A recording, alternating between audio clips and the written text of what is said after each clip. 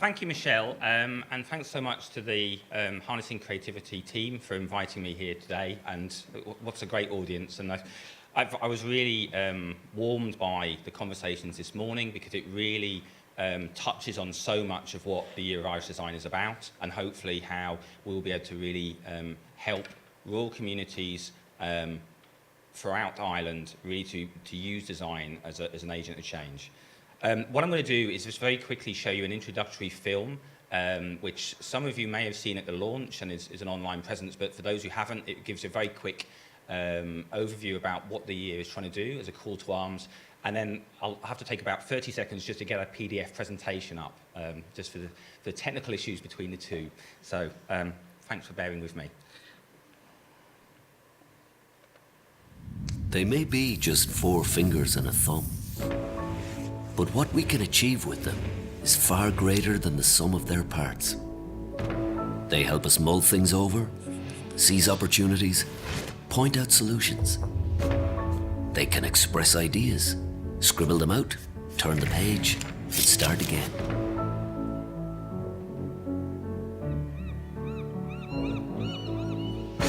They create the spectacular from the ordinary, create beauty where none existed before.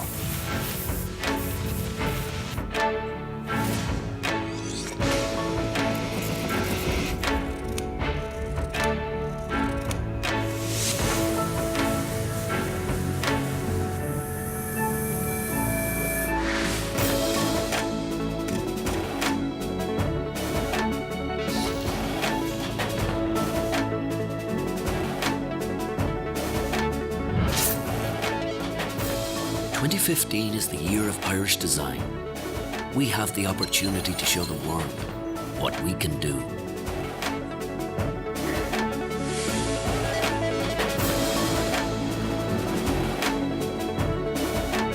We just have to grab onto it.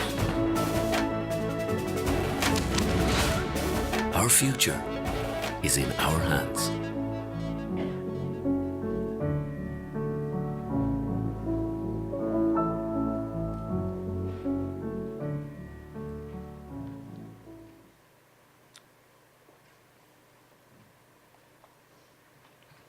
Okay, so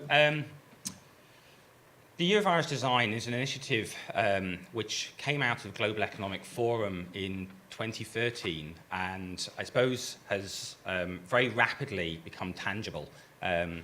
We were in a situation of having to develop the program at great pace, and we had, so to some extent, it's a wonderful exercise because it's very much design-led in terms of even how we've had to develop the program.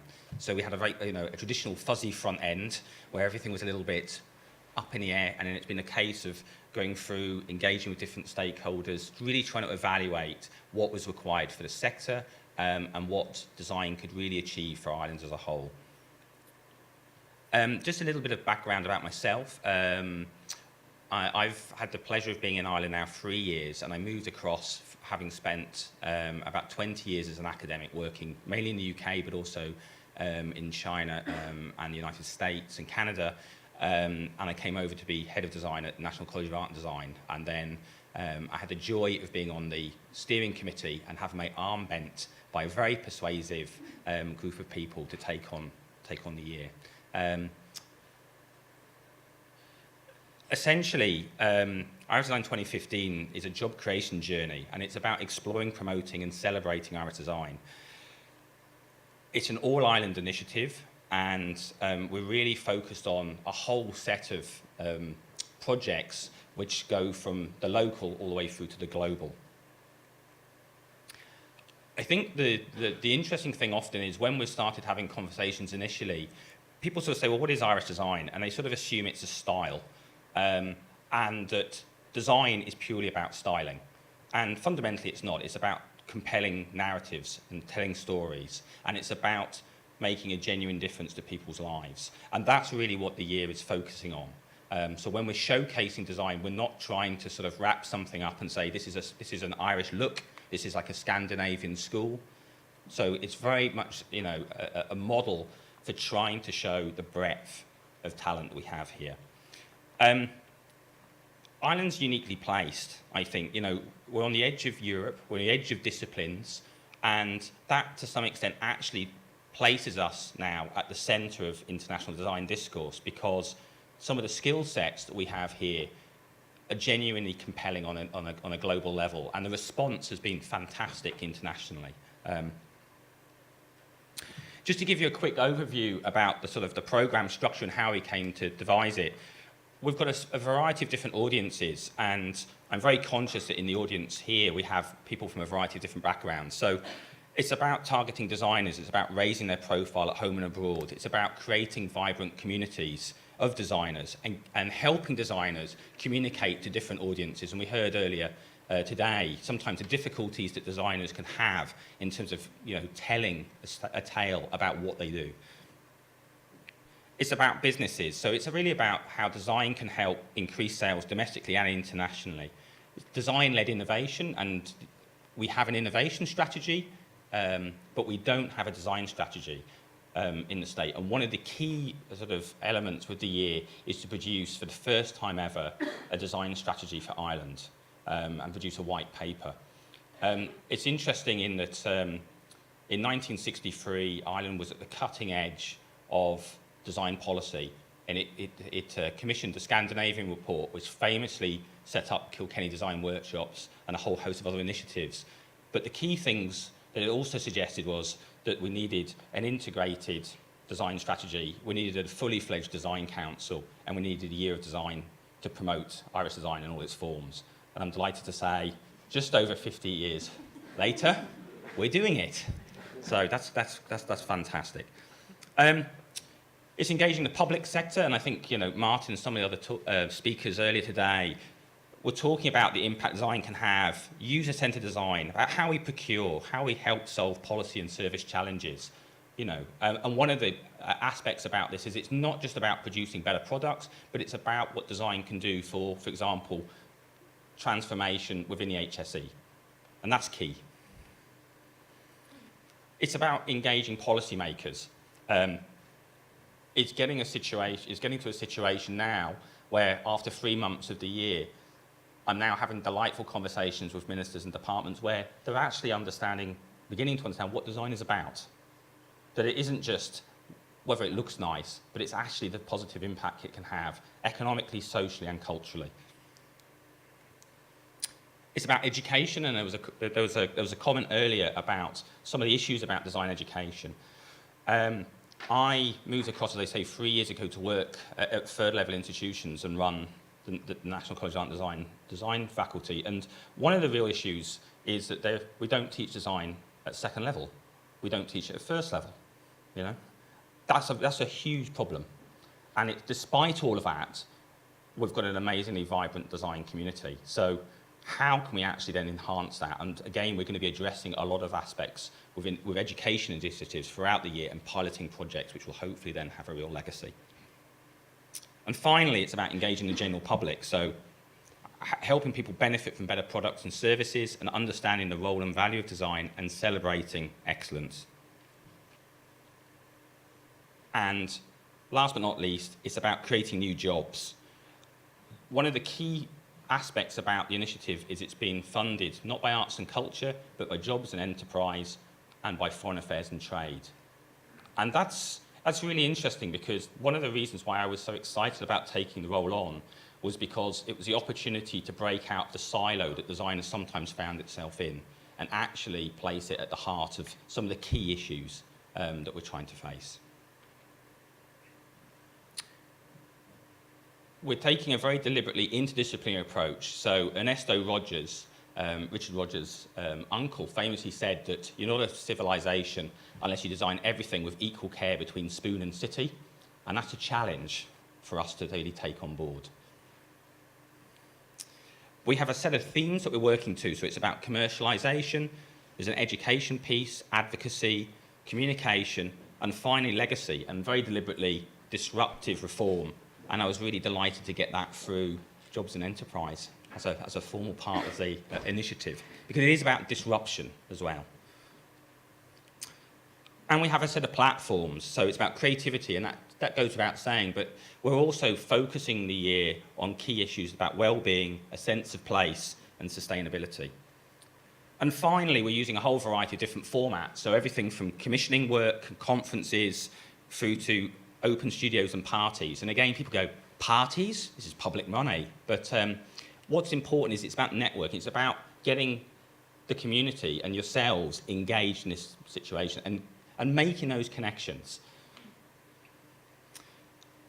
So the entire intention of the year is about, repositioning Ireland as a design island. And this is going to be it's part of a journey. We're not going to achieve everything in a year, but we're starting that process. And I think that's the key thing after a 50-year wait.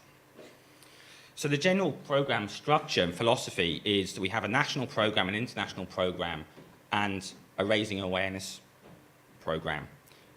We have a very clear approach that we're blowing up sort of disciplinary silos, and it's about trying to, break down those barriers. Sometimes we have a situation where graphic designers don't speak to product designers, let alone speaking to their clients, let alone speaking to the users of their products or services. And it's about trying to break those barriers down. It's about bringing disciplines and stakeholders together to create platforms for change. It's about embedding design methods into industry. So how the designers engage with participation, observation, using scenarios, role-playing. Designers are fabulous at these sorts of activities, but often they haven't been great about being able to convince the business sector of the value of this approach. And again, we're trying to develop a whole series of case studies which demonstrate the impact of design. It's about promoting discourse and conversation. It's about reimagining structures. This was a piece of design by a Dutch designer who was redesigning the phone. It's gone through Kickstarter crowdfunding. But it's about taking things apart and reimagining how they can be assembled. And to some extent, trying to create a design strategy from scratch is about taking apart all the various elements across that landscape and trying to reassemble it into something fit for purpose. I think design needs to adopt a broader bandwidth, and we often focus on this sort of set of traditional skills. So designers constantly talk about how we can visualize or prototype. It's about materials and manufacture, but there's a whole set of these new skills that we have to engage with. And there's that core element in the middle, which is really about experience. It's the experiential quality that we can try to really enhance. It's moving from an analog into a digital age. And one of the really interesting things within Irish design is we have amazing expertise at both ends of this spectrum. We have this amazing craft tradition, but we're also the new media capital of Europe. And that's it's almost unique, on a global scale. So we've got an awful lot to be proud of, and I think we just need to be sometimes better at singing our own praises. It's about examining roles. I mean, historically, the creative, the designer, a lot of the audience, you'd have been right out on the left field, and sometimes you'd have had to interact through a client and then a user. And what we've got to do is really you need to be placing yourselves at the heart of the action, where you're simultaneously a user, a client, and a creative. You're informing your work through research. You're producing, managing, facilitating, and testing your creative outputs. And again, I think trying to get a really clear sense of design thinking. So one of the challenges, particularly at a business sector, but also at third level, is the fact that we don't often teach design thinking. So if you go to do an MBA at Yale or Harvard or Stanford, you'll do modules in design. We don't do that at Smurfit, we don't do that at any of the other sort of leading institutions, and that's something that we're trying to change through new initiatives throughout the year. Just a few facts and figures about design. And this is some of the stuff that's actually come out of the work that Ruth and Martin have been involved in the past. There are over 400,000 designers practicing in Europe. There's an annual turnover of 36 billion. It's a huge sector. And one of the key messages for the year has been about trying to convince, government and policymakers here to really take it seriously. Because we can't not be involved in this. We can't not take advantage and harness the creative skills that we have. And also just that, for every euro invested in design, it translates into increases in net operating profits and turnover and exports. So I've got a set of sort of key objectives for the year, and this is the hard bit, is it's quantifying it as well as qualifying what we're doing. So we have to create job creation, exports, and increase competitiveness. And this is a scary set of metrics that I have to, and the team have to deliver on. So just to give you a sense, it's about SME engagement, it's the development of the sector, it's promoting the sector, and it's about legacy. But in a sense, that's great, because I think designers actually like working to a brief, and we've got a very clear brief that we have to hit. And I'll take you through some of the sort of targets and how we're going to do that later. The key thing is that we're trying to showcase and support all design disciplines, and that's the range that we're dealing with. And I'm delighted to say that we're supporting initiatives in every single sector represented there. What I would say is we still have some areas which are which in some senses need additional support. So we have a round of funding currently that's live, and we're very clearly trying to encourage applications in some of these areas and also in some regions. And you'll be pleased to know that Leitrim is an area which we would like to support more. So have a chat with me and we can try and sort of see how we can help later on.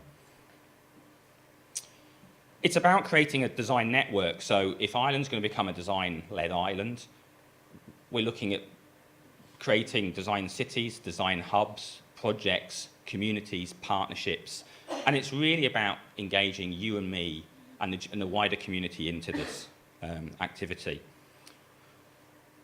And people are listening. We pitched the notion of Dublin being a world design hub, and they said yes, and that's fantastic, So we're going to be, International Associated Designers. It's going to be a key sort of event. We'll have a design summit, which I hope you'll all be able to attend in October later this year. We have an online platform and program, and if you're not signed up to our sort of bulletins, then please do. We can't send stuff out unsolicited, but we've got over 10,000 people now registered, and we're sending material out on a weekly basis. So I'm just going to really just go through the three sort of structures: the national programme, the international programme, and then some of the raising awareness initiatives. The key thing, as I said earlier, was that we really wanted to engage the community in a broader way as possible. And what was really important is that this didn't come across as a top-down initiative, that we were trying to support grassroots projects. So we have this Design Innovation Fund, which was set up, and we really asked to try to support things like networks, conferences, talks, publications, design residencies, a whole tranche of opportunities there. And that's the sort of regional breakdown. We've funded over 120 projects. 2/3 are outside Dublin, you'll be pleased to know. And what we're trying to do now is, as I say, is trying to sort of engage those.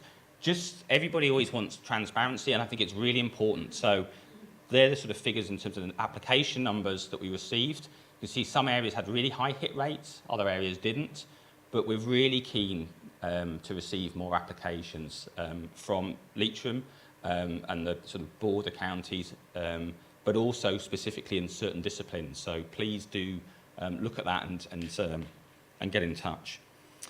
We're doing a whole series of exhibitions and events, and I think sometimes this can be seen as being quite sort of, sometimes, quite indulgent. People say, well, this is, why are you going to try and showcase the best of Irish design internationally or nationally? And I think, there's a demand for it, and it's about getting people to understand that value and impact. So the first exhibition we curated, we had the pleasure of working with Barbara Osgoby, who is sort of a leading product design consultancy. And this was the first show in Dublin Castle. We have that as a design hub for the year. And this was the first show, I suppose, of contemporary design, an international practice. So it had Irish products alongside international products, but we weren't you know, the remit for the curators was pick the very best of manufacturing, rather than just trying to showcase Irish products. And I was delighted that we had a good range of material. But what was fantastic with that was it's a brand new venue, and in the first month we had 15,000 visitors, which is just phenomenal for a sort of a venue from scratch. And this really does reinforce the need and the opportunity for a national design centre and a programme of exhibitions and events which can then be available to tour the regions. And that's one of the key legacy elements of the year. We're also promoting a whole series of craft disciplines in conjunction with the Solomon Gallery. And we had a show of the best of Irish ceramics, and we've currently got a show of Irish glass, so so please go and view. We've got a show that kick-started at National Craft Gallery in Kilkenny and is now going to be touring the regions, so it's going to Cork, Limerick, and hopefully Belfast. And this was about trying to promote emerging talent, so maybe 5 years out of study. Portfolio, which maybe the craft sector have been particularly focused on over many years, has been a wonderful initiative. We've tried to enhance that, and it has a broader bandwidth this year. And again, that's going to be that just opens tonight. I'm going to miss the opening to be here. It's okay. I'd much rather be here talking to you guys. Next week we have Hidden Heroes, which is an exhibition that we've developed in conjunction with Vitra Design Museum in Germany. It's one of the key cultural providers of design and exhibitions globally. So that opens.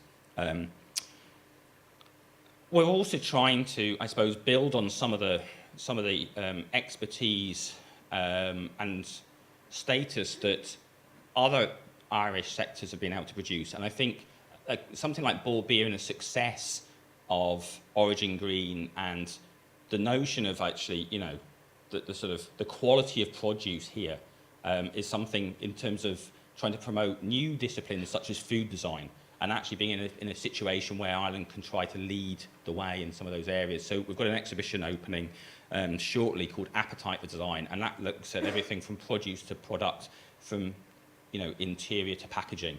And it's a lens to, you know, food is the lens to explore that. And we're working very closely with a whole set of experiential designers there and top chefs. We're bringing over an exhibition to National Print Museum that then tour, and this will go into 2016, which is the year of celebration, looking at posters of protest and revolution. And finally, as part of the World Design Hub, we've got a major sort of international design awards exhibition and summit and conference. And the final exhibition, which will be opening St Andrews. So those of you who have ever been to what was the tourist centre on Suffolk Street, just round the corner from Grafton Street, and where Molly Malone has been relocated, the intention is that this becomes the new National Design Centre, which will host conference facilities, exhibition facilities, resource centre, incubator units for the design sector, and we want to then have regional initiatives based off that. We're supporting a whole series of conferences and events, and probably the most important one was trying to subvert some of the big conferences that are happening. And I was saying over lunch, we were delighted when we had the opportunity when IBEC came to us. And those of you maybe from Northern Ireland who aren't aware of IBEC, it's equivalent to CBI.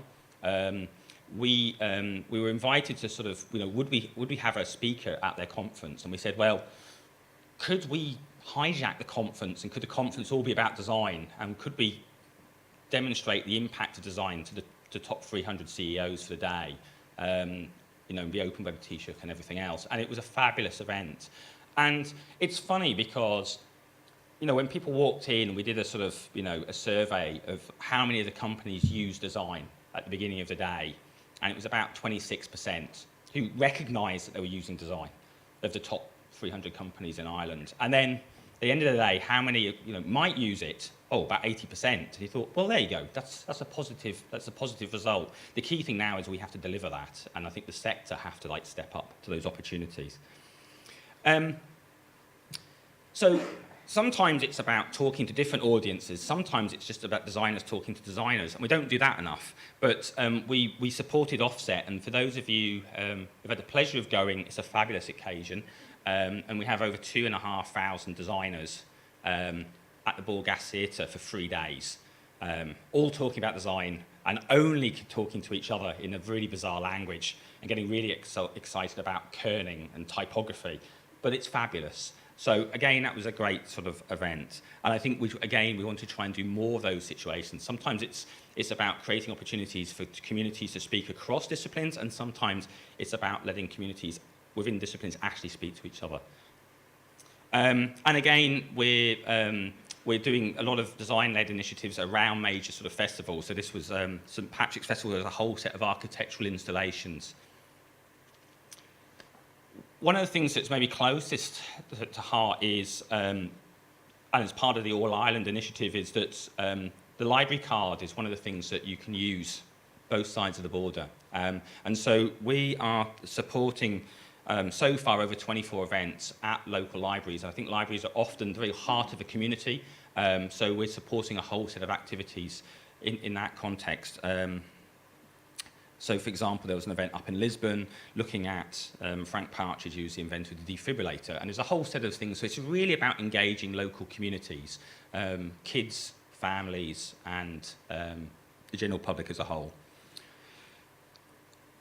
So that's a lot of showcasing. We're also doing a lot of enterprise initiatives, and these are really key pilot projects. So historically, Enterprise Ireland haven't had any case studies or material about the impact of design, the value of design, and we haven't had specific projects focused on trying to engage SMEs and micro businesses in what design can do for them. So we're doing a whole set of stuff. So we're supporting a whole set of sectoral and regional design networks. We've got a pilot project called Incorporate, which is going to be working with SMEs and micro businesses on a variety of different projects to support things. We've got a whole new design startup initiative with significant funding behind that and opportunities to hopefully really make an impact on 5 selected firms. We've developed a tourism app. We're going to have a new business-to-business platform, which we're developing with IBM, which will basically be a situation where if you want to identify somebody to do a graphic design job for you, or make a network, or how do you get this manufactured or made, this app will basically provide you with that information. And hopefully that's a key legacy component. And finally, there's going to be the establishment of a series of design excellence centres, and particularly the ones I'm pleased with are things like trying to help the rebirth of Water for Glass and the wider community there, and also the textile sector in North Inner City Dublin, where there's an amazing pattern cutting tradition. And I was just saying over lunch that we've probably got 5 years to save this sector across the country, because the average technician, an experienced, skilled technician, is 50 plus.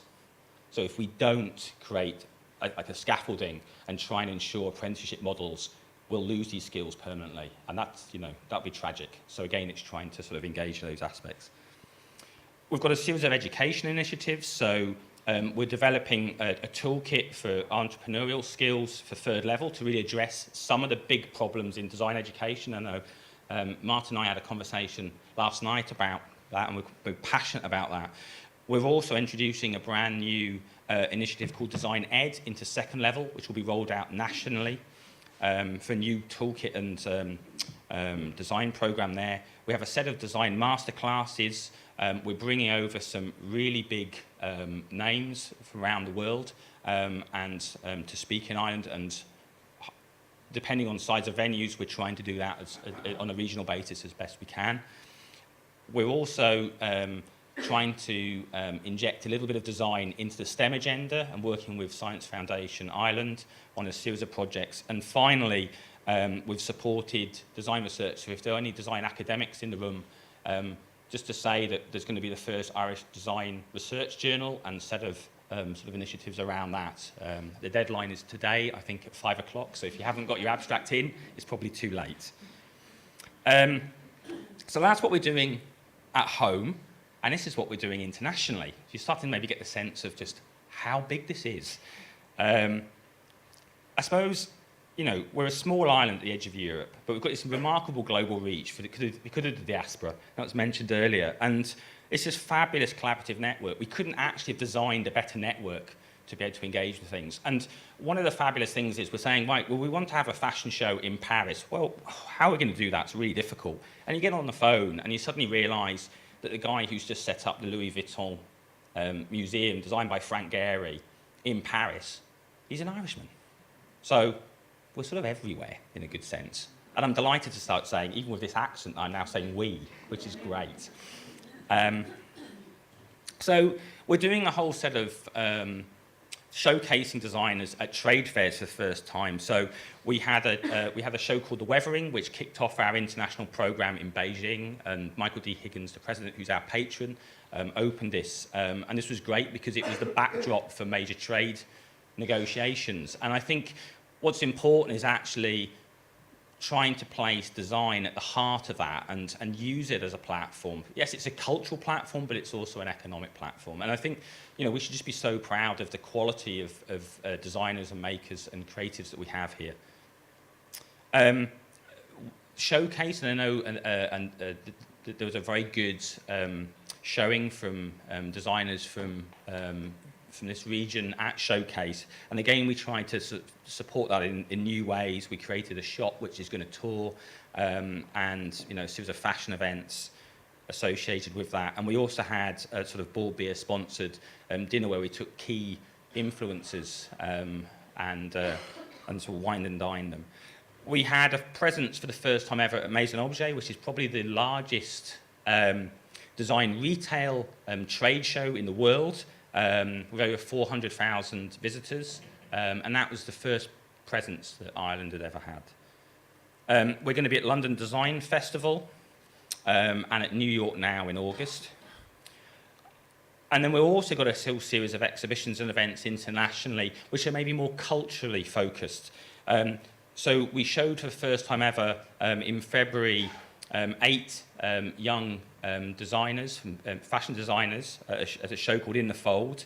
And again, what was so heartening was the fact that we have the talent. So normally there's a 3-year waiting list to show at this show. So you have to apply, then you put in the holding pen, which is like being in Hall Z at the back of the RDS. Nobody knows where it is. And then you get to show. And we're able to like bypass all of that and jump straight to the top level. And we've got an amazing response. And when you've got, you know, you've got the creative director from Vogue walking around saying, I'm astonished at the quality, it just shows that this is worthwhile. This is a worthwhile exercise because we have amazing talent. And really what we want to try and do is not see them always lost to London or beyond, you know. Yes, sometimes you might have to travel internationally, but we then want to be able to reshore some of the manufacturing back here. So there's some examples of some of the work with Roy Parnell on the right, who will probably be the next J.W. Anderson, and Simone Rocha.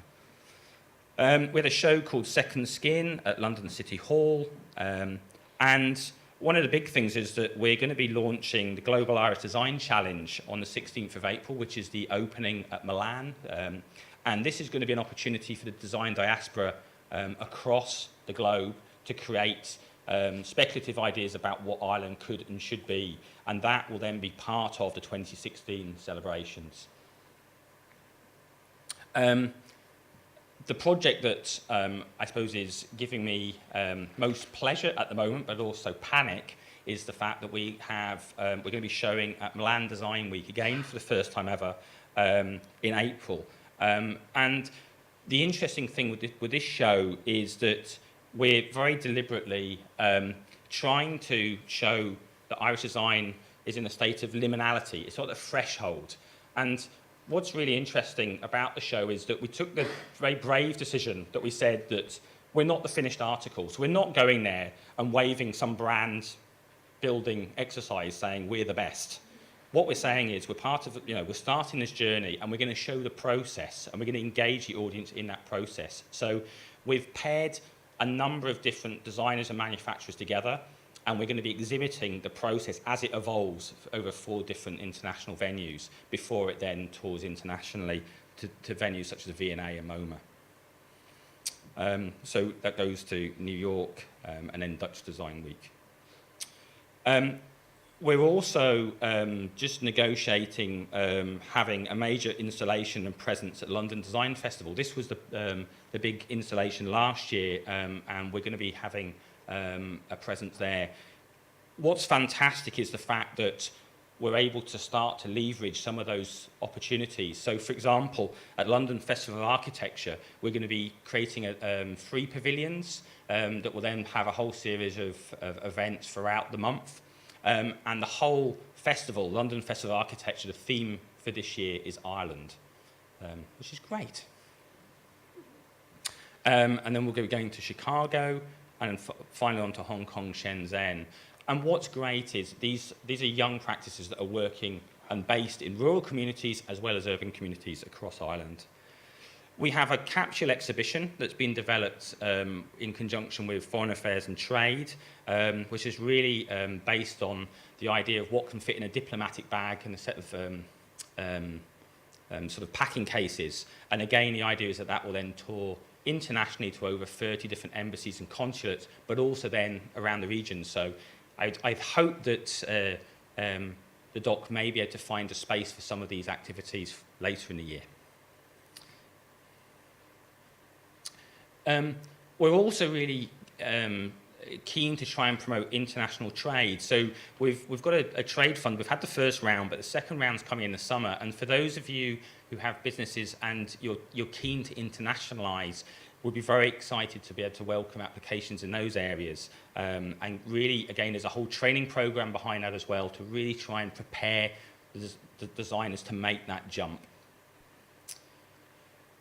Then obviously the final piece is really about raising awareness. So, we've got a nice, vibrant sort of press and social media coverage and lots of people tweeting and engaging with that. But probably the most tangible thing for most people, and I was really pleased when people said that when they flew into Dublin, this is what they saw, was that we managed to convince, for those of you, there used to be the Faces of Ireland. They've all gone, and now it's design. So DAA have very kindly given us about £2.5 million worth of, or euros worth of sponsorship, sort of, I suppose, press space to be able to showcase the very best of Irish design. We've also developed a tourism app, and this hopefully will really make an impact for design-led tourism. We've done this in conjunction with IBM. And the idea is that you'll be able to, it's a sort of peer review process. And I know for a fact that we have a number of different venues and destinations in Leitrim that will be featured on this. And we'll also be wanting, if there are any things we've missed out or people recommend, whether it's a fabulous design experience in a restaurant or anything else, we'd love to get those applications through. And again, hopefully that will really help stimulate the tourism sector. So I suppose the whole thing really is about a legacy. This is a 2-year project. We're a year in. We have essentially to the end of this year, and then we have to sort of just really sort of justify some of the figures at governmental level and embed some of those key pilot projects into ongoing initiatives. So the important thing, I suppose, is sectoral engagement. So one of the vital things is trying to get these different communities to speak to each other. And actually, it's one of the interesting things is that we've had situations where, say, for example, in digital communications, getting the IDI, ICAD, IP, and these people in the room together, they were like, we've never done this before. And you think, what do you mean? I mean, you've never got in a room and spoken about, like, your sector? No.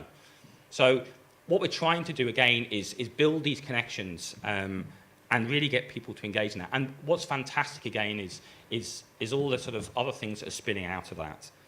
As I say, we have a big design tourism strategy and a lot of promotional activities. And again, it's really trying to shift the notion of how Ireland is sometimes represented internationally. We've got a whole host of design partners. That's just some who have sort of signed up and engaged in that. And what's been great is that they've not just brought financial support, but they've brought benefit in kind and enormous leverage in terms of some of the other projects that we've been involved with. So the legacy really is about designing growth. So the metric objectives that we have to hit are, in the medium term, we have to create 1,800 jobs. And that's you know, an ask. It's a big ask, but it's doable. 200 new companies, 300 SMEs at trade missions and shows, 10 million increase in exports. Our raising awareness activities have to reach an audience globally of over 3 million. And finally, 50 SMEs will undertake design training, micro businesses. And the structural legacy is the creation of a National Design Centre, a baseline research audit. So for the first time ever, we'll be able to measure and demonstrate the scale of the creative industries within Ireland and the island of Ireland. And finally, a white paper for government, for a design strategy for government. One of the key things really is moving in terms of this design ladder. The diagram on the left is sort of an adaptation of a Danish design centre's sort of very well-established model, and again, that was touched on earlier today. But it really is about us moving from a situation where, you know, design is about discrete problems, and it is getting into a situation where it's a core part of everything we do. So fundamentally, the year is about creating the scaffolding for future growth. It's a creative stage and platform for you, and really, I hope that you feel that you can become part of this and own this. It's very much, you know, the whole basis of this is about trying to design it from a grassroots level up. So please do get engaged and involved. It's your year of design. It's about the transformation of the creative industries and really trying to rethink what we do and why we do it. And essentially, the year is about trying to become design becomes a permanent, evolving agent of change for government, industry, education, and the public sector. So, I suppose just to wrap up, ID2015 represents a pivotal chapter in Irish design. It's going to explore, identify, and present our creativity and how designers, companies, manufacturers, and our society as a whole is moving across these boundaries and limits of what design was into what design can become. Thank you very much.